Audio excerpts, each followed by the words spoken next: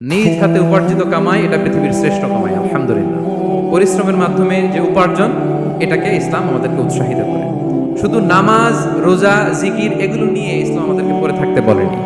Quranic order হচ্ছে আপনার নামাজ শেষ, আপনি বেরিয়ে পড়বেন, কাজে বেরিয়ে যাবেন। ফাইদা কুদিয়াতিস সালাতু ফান্তাশিরু ফিল আরদি ওয়াবতাগু মিন ফাদলিল্লাহ। বিধানটা কার বলুন? আওয়াজ করে বলুন, বিধানটা কার? এটা কোরআনিক ভার্ডিক্ট, কোরআনের বিধান। নামাজ শেষ, গোল হয়ে বসে জিকির করতে বলা নাই আল্লাহ। আল্লাহ বলেছে ফান্তাশিরু ফিল আরদ ওয়াবতাগু মিন ফাদলিল্লাহ, জমিনে ছড়িয়ে পড়ো, আল্লাহর রিজিক তালাশ করো। নামাজ শেষ, বেরিয়ে যাবে। কৃষক চলে যাবে মাঠে,